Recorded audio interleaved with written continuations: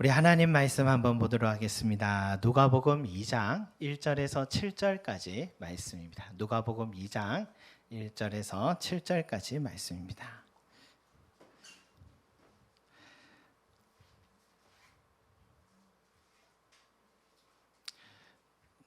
우리가 한 목소리를 한번 올려드립니다. 시작. 그때에 가이사 아구스도가 영을 내려 천하로 다 호적하라 하였으니 이 호적은 구레뇨가 수리아 총독이 되었을 때 처음 한 것이라. 모든 사람이 호적하러 각각 고향으로 돌아가매 요셉도 다윗의 집 족속이므로 갈릴리 나사렛 동네에서 유대를 향하여 베들레헴이라 하는 다윗의 동네로 그 약혼한 마리아와 함께 호적하러 올라가니 마리아가 이미 잉태하였더라. 거기 있을 그때에 해산할 날이 차서 첫 아들을 낳아 강보로 사서 구유에 뉘었으니 이는 여관에 있을 곳이 없음이러라. 아멘. 제가 얼마 전에 동남아 베트남 나라에 잠시 다녀왔잖아요. 그런데 그곳에는 이 건기, 우기만 있다 하는데 저희가 갔을 때는 우기여서 그렇게 덥지는 않았지만 항상 짧은 옷을 입고 그렇게 다녀도 되었던 그런 계절이기도 했습니다. 그런데 그곳의 숙소에는 이미 성탄 장식이 11월 초에 이미 다 마련이 되어서 한번 사진을 찍어보라 해서 사진도 찍고 있는데, 우리가 항상 성탄절 하면 이렇게 우리나라처럼 눈도 이렇게 오고 또 추운 겨울 계절을 생각을 하는데, 참 더운 나라에서도 성탄절의 분위기를 이렇게 마음껏 누리고 있구나, 그런 생각을 했습니다. 그래서 추운 나라나 또 사계절이 있는 나라나 더운 나라나 모든 전 세계는 어디에서나 이 성탄절이 모든 사람들에게는 다 기다리는 그런 절기구나, 그런 생각을 합니다. 우리도 성탄 행사들 되면은 약속도 잡고 함께 모여 예배도 드리고 서로 맛있는 것도 먹기도 하고 선물 나눔도 하는 그런 가족과 좀 뜻깊은 그런 시간들을 가지는데, 이게 우리에게는 성탄절이다, 이런 분위기의 기억이 있잖아요. 그런데 오늘 말씀을 보면서 실제 우리 아기 예수님이 이 세상에 오실 때는 참 우리가 생각했던 그 성탄의 분위기는 정말 다른 분위기였구나, 그걸 알게 됩니다. 우리 1절에 보니까 그때에 가이사 아구스도가 영을 내려 천하로 다 호적하라 하였으니 라는 말씀으로 시작하죠. 이 당시에 이스라엘이 로마의 식민지였습니다. 그러니까 로마의 황제가 이름이 가이사 아구스도라는 이름이에요. 원래 실제 이름은 가이우스 옥타비우스 카이사르라는 이름인데, 아구스도라는 이름을 붙인 이유는 뭐냐면 높아지신 이라는 그런 뜻이 있습니다. 아구스도가 높아지신이다. 그러니까 이 옥타비우스 황제가 자신을 신 같은 존재, 신 같은 카이사르의 아들이라는 그런 의미를 붙인 것이죠. 그게 아구스도입니다. 그는 로마 안팎으로요 수많은 전쟁으로 피비린내 나는 그런 삶을 살았고요, 수많은 피를 흘림으로 얻게 된 로마의 평화였습니다. 그러면서 자신을 세상의 평화를 이룬 인물이라고, 세상의 구주이고 내가 구원자다라고 아구스도라는 이름을 붙인 것이죠. 이런 왕이 다스리는 그런 세상은 얼마나 살벌했고 어두웠겠습니까? 우리도 일제시대 천황을 신격화시켜서 신사참배하지 않으면 추방되기도 하고 목숨도 잃기도 했던 그런 시절이듯이, 이 예수님의 시절에도 나라 빼앗긴 서름도 부족해서 로마 황제, 사람을 신으로 섬겨야 되는 이 유대인들에게는 여호와 하나님을 정말 섬겨야 되는 유대인들이 황제의 우상을 섬겨야 되는 이런 상황, 또 반대하던 독실한 유대인들은 참 고통, 고난 속에 살아가 있던 그런 안 밖으로 정말 혼란한 시절에 우리 예수님이 태어나셨다라는 것을 우리가 먼저 기억해야 될 것 같아요. 또 하나는 뭡니까? 이 로마 황제가 오늘 말씀해 보니까 자기가 다스리는 나라를 제대로 더 통치를 더 강압적으로 하고 싶어서 인구 조사를 명령을 내렸다 했잖아요. 그러니까 나사렛에 살고 있던 예수님의 부모 요셉과 마리아가요, 이 임신한 몸으로 고향 베들레헴까지 가서 인구 조사를 해야 됐던 순간이죠.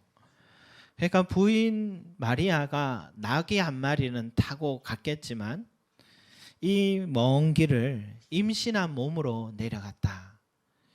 실제 나사렛에서 베들레헴까지 거리는 110km 정도 된다 합니다. 지금처럼 고속도로에서 110km야 1시간 반이면 달리지만 그 당시엔 도보로 하루에 16km 정도 걷는다 하죠. 그러면 출산을 앞둔 이 불편한 몸으로 이 한 보름길은 여행을 했어야지 이 도착했을 건데 그 여정이 이 산모와 태아에게는 얼마나 이 힘든 시간이었을까. 오다가 여러분 양수가 터져서 길에서 아이를 낳아야 했다면 어떻게 됐을 것이고, 이스라엘도 겨울이 춥다 하잖아요. 그래 일교차가 심한 이 광야의 길에서 분명히 산모와 태아에게는 여러 번의 위기를 넘긴 여정이었다라고 볼 수 있겠죠. 그렇게 어렵게 도착한 여행길에 막상 와보니까 다른 사람들도 이 베들레헴에 먼저 와서 여관방들을 다 잡아둔 거예요. 아이를 낳아 있는 여관방 하나 없어서 전전긍긍하는 이 상황에 이 초년생 이 신혼부부가 얼마나 당황했고 그 밤은 얼마나 서글펐을까, 그런 생각을 합니다. 가끔 저희 사모도요, 저희 첫째, 둘째 낳을 때 산후조리원에서 못했다고 그렇게 서운한 마음을 가끔 얘기를 하세요. 여자들에게는 이 출산할 때 이 안정적인 환경을 다 원한다는 것을 저는 그 당시 신학생이어서 잘 몰랐던 것 같습니다. 그래도 출산할 때 신방을 갔다는 선배 목사님들에 비해서는 그래도 내가 옆에 있어준 것으로 내 역할을 했다고 그렇게 생각을 했었던 것 같습니다. 그런데 지금 생각해 보니까 좀 빌려서라도 좋은 환경에서 해줄 걸, 그런 지금 후회가 좀 있습니다. 요셉도 남편이자 아버지로서 이 중요한 순간 이 변변한 여관방 하나 마련해 주지 못해서 이 아이의 엄마인 마리아는 이 자식을 이 이불이 아닌 이 구유에 누워야, 침대가 아닌 구유에 누워야 했던 그날은 정말 서글픔이 가득한 밤이었을 것이다 생각됩니다. 그리고 이 아기 예수님이 태어났다고 환영해 주는 사람이 있습니까? 고향 베들레헴에 왔지만 요셉과 마리아의 친인척은 모두 나사렛에 살고 있으니까 이들의 출산의 기쁨, 탄생의 기쁨을 축하해 줄, 동참해 줄 리가 없었던 현실이었죠. 여러분, 예수님께서 왜 이런 불안정한 시절, 이 불안정한 환경, 왜 여기에서 태어나셨을까? 혹시 실수 아니었을까? 원래 좀 시간 잘못 맞춰서 오신 것 아니었을까? 그런 생각도 해보는데, 그러나 성경은 단호합니다. 갈라디아서 4장 6절에 이렇게 말씀이 되어 있어요. 때가 참에 하나님이 그 아들을 보내사 여자에게서 나게 하시고 라고 말씀하셨어요. 때가 참에 뭡니까? 하나님은 예수님의 탄생의 시기를 정확하게 계산하셨다라는 것이고, 여자에게 나시고 라는 말은 아직 동침을 하지 않았던 여인, 동정녀에게서 나신다라는 것도 다 하나님의 계획이요 섭리였다라는 것입니다. 성부 하나님의 계획은 여러분 혹시 태어나실 예수님의 계획과는 미반영된 것 아닌가, 그런 생각도 들겠지만 아버지와 나는 하나이다 라는 성자 예수님의 말씀, 아버지의 뜻은 곧 나의 뜻이다 라고 했던 예수님 말씀을 생각하면 이 모두 다 주님의 계획이었다라는 걸 우리는 알 수 있죠. 여러분, 우리도 인생 살다 보면요, 한 해 한 해 그저 쉽게 지나가는 한 해가 없구나라는 것을 우리가 많이 경험하잖아요. 올 한 해 초와 지금 연말을 맞이하면서 이 한 해는 여러분 어떻게 보냈습니까?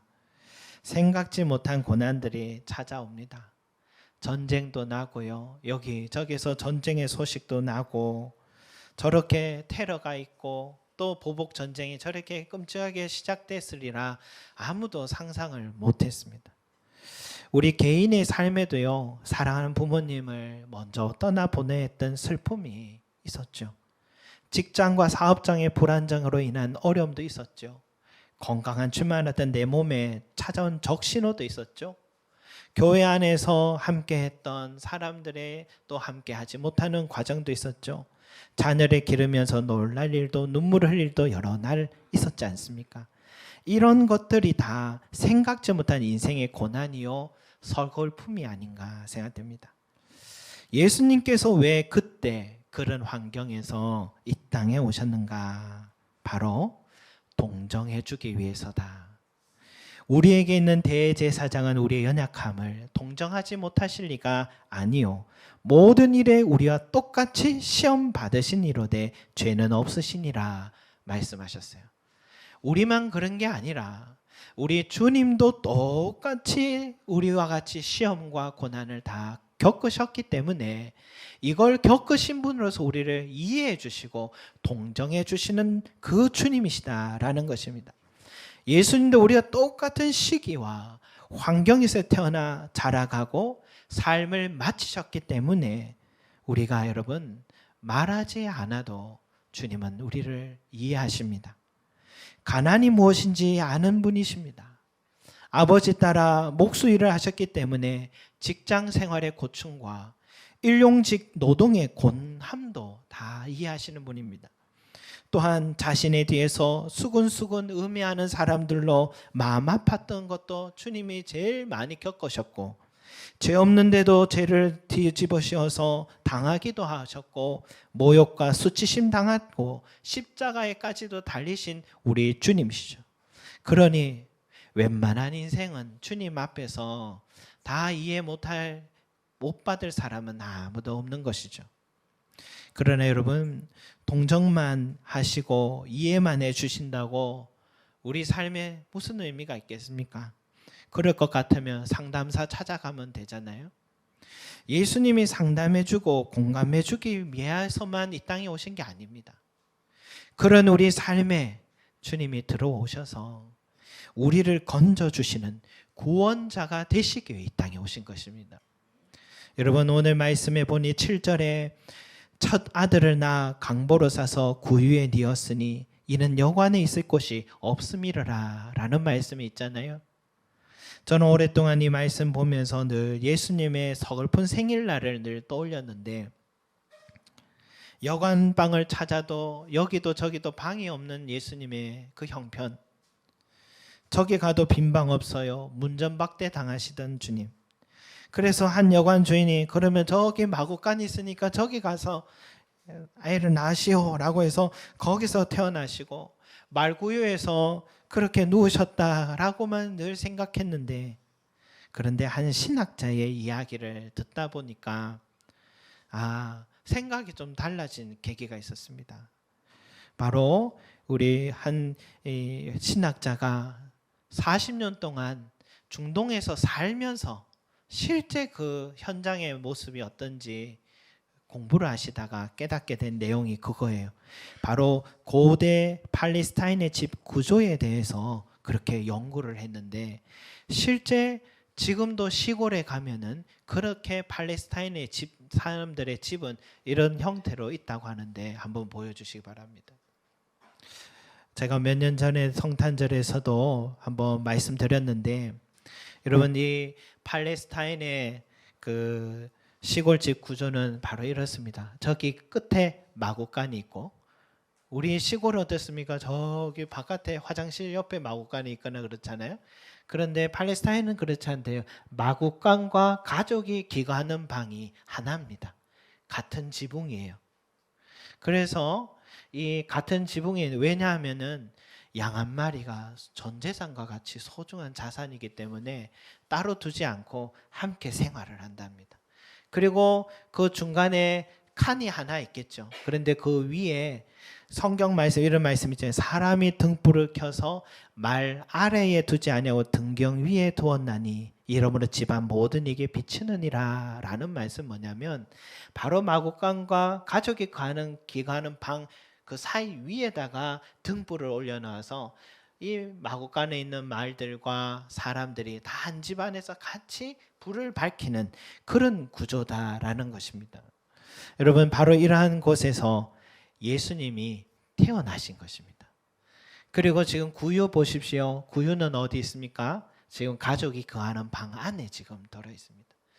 아기 예수님을 낳을 때에 남자들은 밖에 대신 다 나가줬을 것이고 이 가정 이 집에서 예수님을 구유에서 또 안전하게 기거할 수 있도록 이렇게 출산을 배려해 준 것이죠. 그러면 여관에 방이 없더라라는 것은 뭐냐면 그 당시에는 우리가 생각하는 방들만 가득한 여관, 숙식 그런 여관이 아니라 팔레스타인들은 손님 대접을 정말 소중하게 여긴답니다. 그래서 모든 집들마다 옆에는 객실 하나씩 있는데 바로 각각에 있는 이 객실의 집들의 방들이 이미 다 차 있었어. 그래서 한 집에서는 우리 가족이 기거하는 방에서 아기를 낳으시오라고 배려를 해준 바로 그런 모습이라고 이 신학자가 이야기를 하더라고요. 그 이야기를 보면서 예수님의 탄생의 순간이 그래 서럽고 서글픈 순간이 아니라 누군가의 도움과 사랑으로 인해서 안전히 출산할 수 있는 은혜를 입었던 순간이구나를 알게 됩니다. 왜 아기 예수가 우리 집에 와서 요셉과 마리아는 우리 삶이 이렇게 갑자기 평범했던 내 삶이 이렇게 고난과 어려움을 다 겪어야 됐나 이게 아니라 오히려 예수님이 우리 집에 오심으로 말미암아서 오히려 요셉과 마리아에게 은혜가 시작되기 시작한 것이죠. 출산할 수 있는 이런 공간도 안전하게 도움받았고요.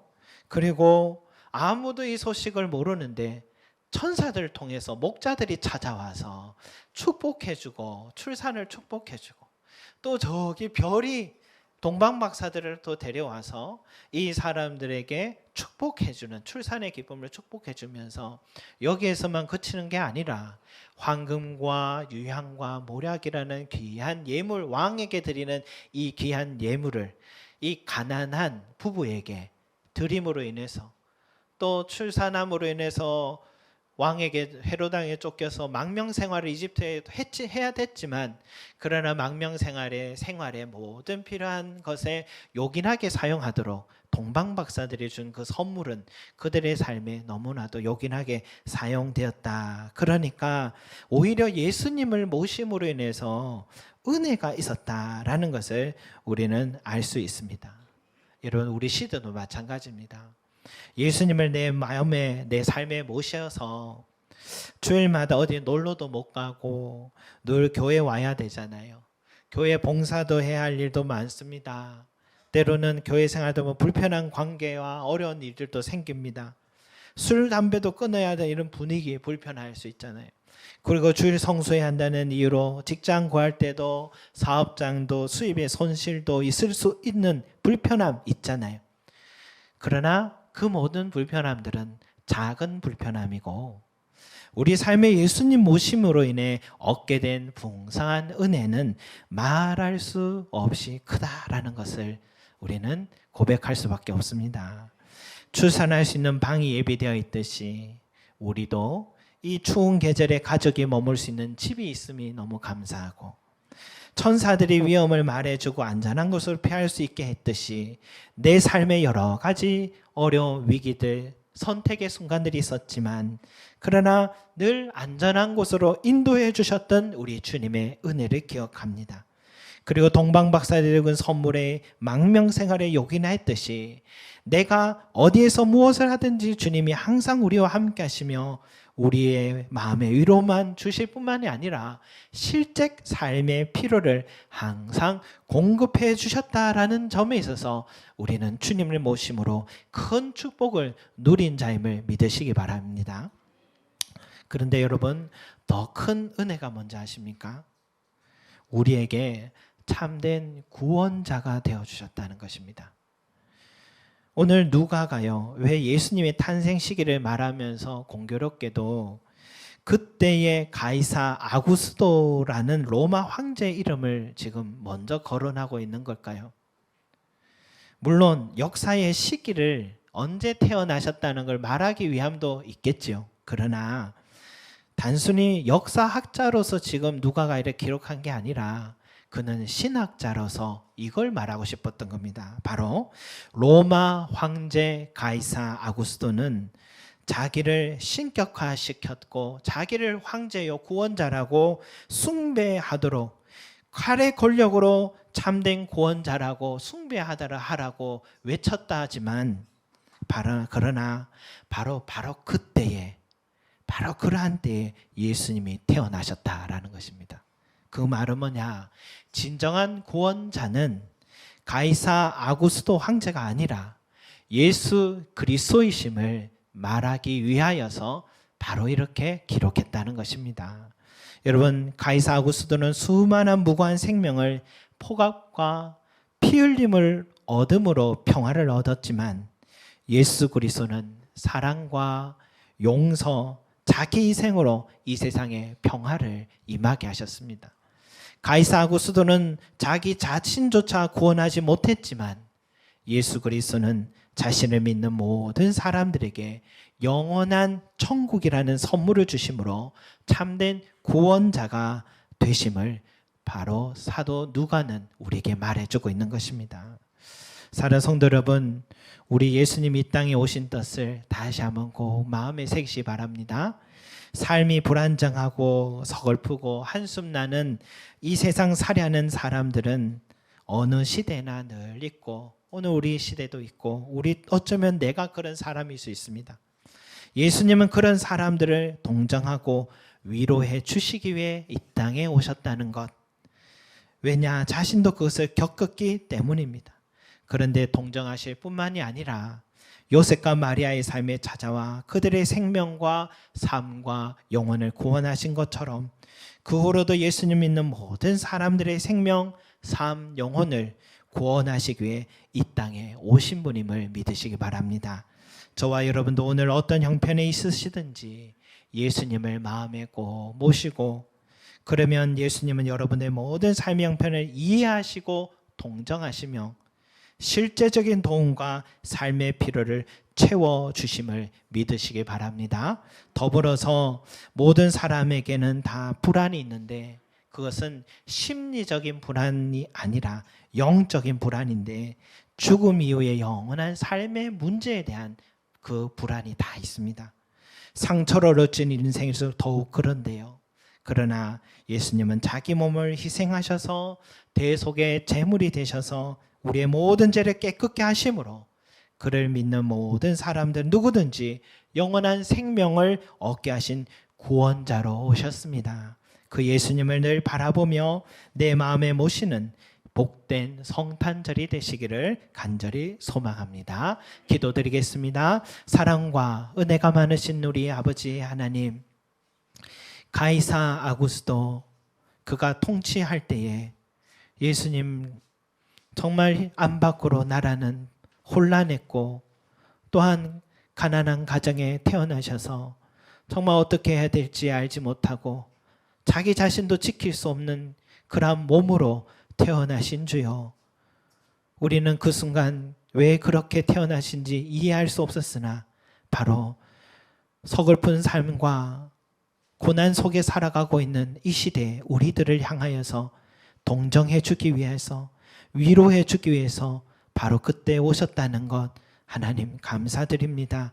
그러한 뿐만이 아니라 참된 구원자가 되셔서 내 삶에 찾아와 주시고 실제적인 삶에 간섭하시고 도와주시는 은혜 감사드리며, 또한 우리가 믿음으로 말미암아서 영원한 구원의 축복을 얻게 하여 주심을 감사드립니다. 이 은혜를 잊지 말게 하여 주시고 날마다 주님 오신 날을 기억하고 감사하고 찬송하는 우리 모든 성도들의 삶이 되게 하여 주시고, 다시 오실 주님을 주여 우리가 기뻐 맞이하며 기다리는 우리 온 성도들이 되게 도와주시옵소서. 감사드리며 예수 그리스도 이름으로 기도드립니다. 아멘.